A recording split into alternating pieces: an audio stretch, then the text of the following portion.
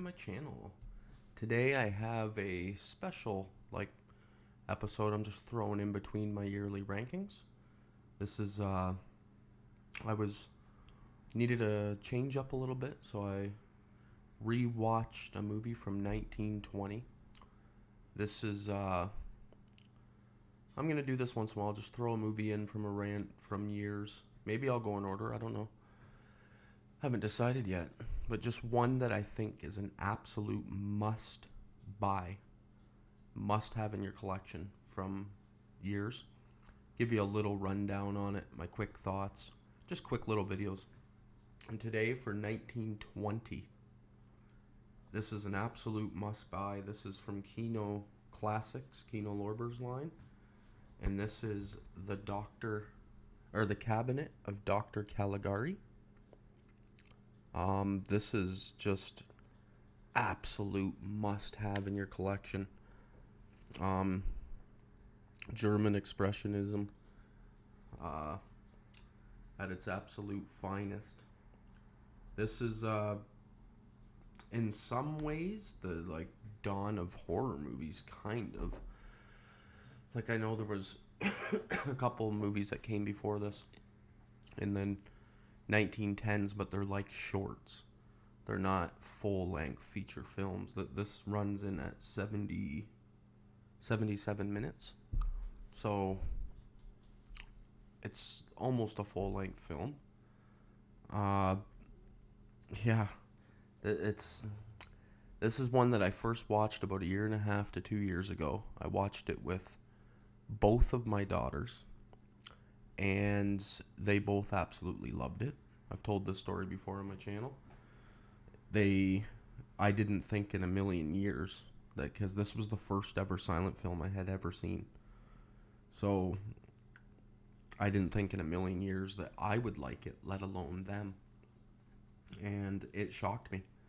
It made me realize that I've been missing out on a couple decades of films that they just demand your attention, and I love it. This one stars, what's his name? Werner Krob, I want to say, or Werner Kraw, in the lead role as Dr. Caligari. It has Conrad Veidt as Caesar. He's the main. It's hard to say what these characters technically are without super spoilers. It has Frederick Freyer. I don't know these names. I know that I wrote a couple of names down here, but he plays the lead character, Francis. And it also has a girl named Lil Dagover. Lil, Lil, which is phenomenal. Blew me away when I seen that in the back of the case. I'm like, Lil. So they've been doing this forever. This is cool. She plays a character named Jane. And Jane and Francis are husband and wife at the beginning. And it's so hard to talk about this without spoiling. I'm going to spoil a tiny bit, but nothing major. Just because I can't even really talk about the movie at all without any spoilers. So if you want absolutely no spoilers, then just go watch the movie and then come back and comment and hear what I have to say. And I'd love to hear what you have to say about it. I think everybody needs to watch this. This is a movie that everyone needs to see. First off, it's like the dawn of horror, so you have to see it. But with that said, this is a 4K restoration on a Blu-ray disc. This has come out on 4K. I didn't bother upgrading because this looks and sounds absolutely phenomenal. I don't really need a 4K on a movie this old. But who knows, man? It might be freaking beautiful. If it ever comes down in price a little bit here in Canada, I'll probably grab it. But we will see. This was directed by Robert Wien. What, Robert Wine? It's a German film, so I'm probably just butchering all these names. But um, I'll start out by saying like the lead actor Francis.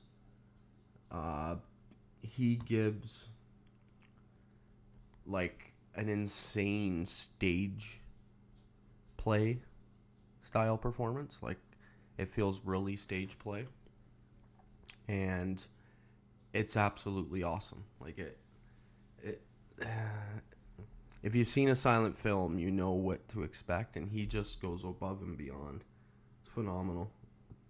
Like the movie starts with Francis and Jane sitting on a bench outside a building. You don't know really know what it is, and Jane is walking around mysteriously and weird around the grounds, basically like the grass, and Francis is sitting on a bench talking to an old man, and he's telling him about how they just went through this horrendous event in their lives together, him and his wife, and he needs to tell him the story. So that's when he starts telling this old man the story of what happened to him, and that's when the movie starts. And he it starts in his hometown, it says, and there's a major fair taking place in this town. And this guy named Dr. Caligari goes to, I'm skipping over stuff just so that I don't spoil certain events. He goes to the town hall to apply for a permit in order to open this attraction at the fair and show off this cool thing he says he has. And then it cuts to the fair, and he's about to show it off, and he's got this giant like casket box type thing behind curtains, and he's really selling this hard. Um, he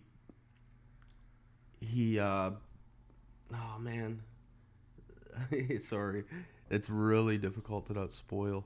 I gotta watch the wordings and the way I say things. I'll say this: this movie has a solid, like, it sucks your attention in storyline, and it has a couple plot twists throughout the movie, especially in the last couple of acts, and it's freaking awesome. So I don't want to spoil. And oh, jeez, what can I possibly say? Um, it can. No, I don't know. I don't know what to say without spoiling. It's hard. I will just say that this is an absolute must see. Like, buy this up if you can get your hands on it. Throw it in your player. Sit back. It's not super long. Um, has a beautiful score. I'll say that. Instead of talking about the story, I'll talk a little bit about the specs and stuff. Has a very enchanting, at times dark, at times just really intense, almost circus feeling at times. Score and sound editing here. It's absolutely a must. Like, the sound grabs you and pulls you in. It's an absolute must hear for yourself to understand that. It's hard to explain. Um, and like, I wrote a couple things down here. I will see if I can give you a little bit without ruining. So where I was with the storyline, he's about to reveal what his major display thing is, and he opens it up, and it's a man in a coffin played by Conrad Veidt, and he's just standing upright inside the coffin. He's sleeping, and Dr. Caligari is selling him as this I can't even pronounce the word, but it's a sleepwalker, we'll say. And he's been asleep for 20 something years. And he's about to wake up, and he can predict anything if you ask him a question from the audience. He can predict anything. So this guy steps forward, he asks a question to. And oh, by the way, I'm skipping over. When he wakes up, he looks creepy. The makeup and costume design in this movie is also top notch. Phenomenal work here. And the sets, like the frickin' sets and backgrounds that they use, and it's just phenomenal. But this guy steps up, asks him a quick question. He's like, um, how long will I live? The guy asks him. And then within a super dramatic effect, uh, Caesar is his name, or Caesar, the sleepwalker. He says, at the dawn of midnight, something like that. Like, it's really dramatic and awesome. And then the guy starts freaking out. And then it cuts to a scene where the town clerk that the Caligari went to apply for a permit, he was found dead. So now you have yourself a murder mystery happening. And that's what I would call this movie. This is a horror murder mystery thriller, like psychological thriller. That's what I would describe it if I had to put it in three genres. And then I'll give one more quick little scene. It cuts to the guy. Oh, by the way, the guy that was just told that he's going to die at midnight, him and Francis, our main character, they're at the fair because Francis is telling this story, right, to the old man on the bench. And they're at this fair, and they're both in love with Jane. And then it cuts to midnight, and there's awesome shadow work here, and there's a guy sneaking in, and he stabs the guy that was supposed to die at midnight to death. And then it cuts to Francis, and the cops are at his house, and he's like being told that what happened to his best friend, and he's like, oh my god, the prophecy is true. Gee, what is going on here? And then the investigation of the movie begins, and you have a investigation process that has some twists and turns, and I'll just give you that for storyline. Don't want to ruin anything. I didn't write anything down more than that. I kept it pretty simple.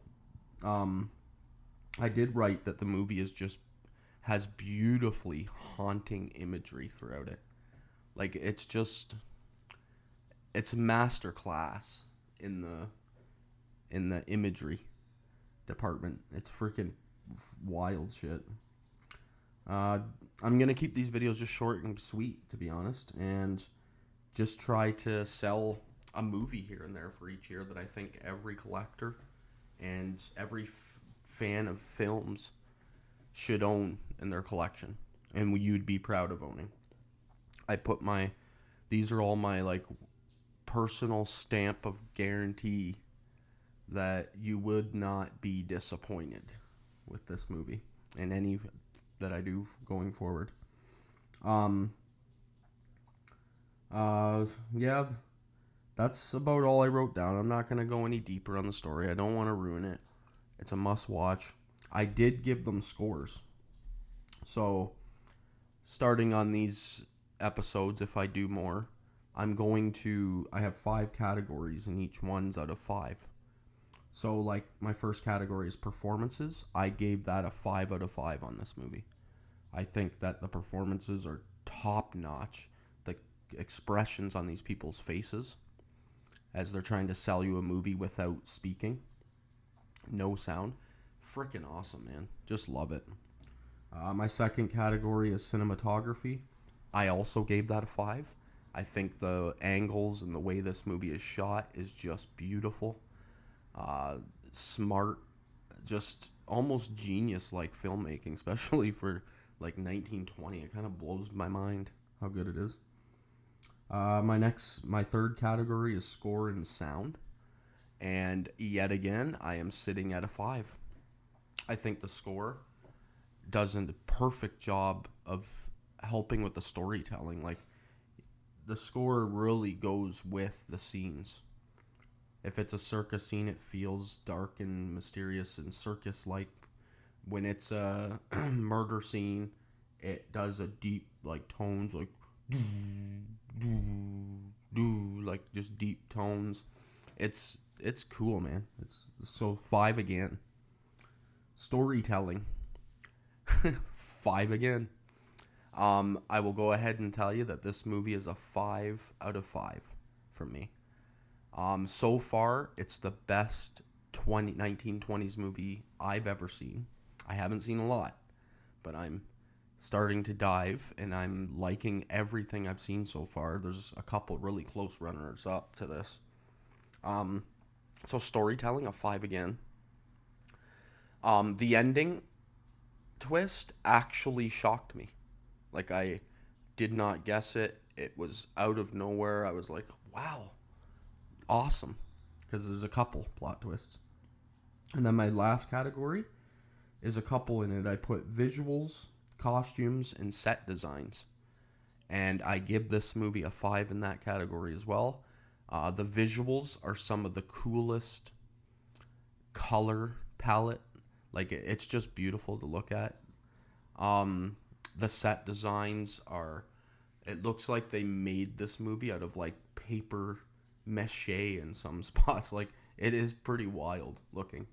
Something spectacular to look at. And then costumes are top notch. What's his name? Caesar, played by Conrad Veidt. I think that's his name. It might just, the T might be silent. I don't know. It could just be Conrad Veidt, anything like that. I don't know.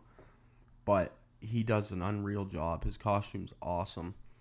It would be a cool Halloween costume, but no one would fucking know what the hell you are. They'd be like, what are you supposed to be? Because I'm guessing not only the most extreme movie watchers. Like, I don't know anybody in real life that has watched a silent film in real life. I've talked to a couple of people, Craig being one of them. He has a channel on Instagram, Horror Hockey Forever. Freaking some of his stuff. Go check him out. He's awesome. Yeah, just buy this.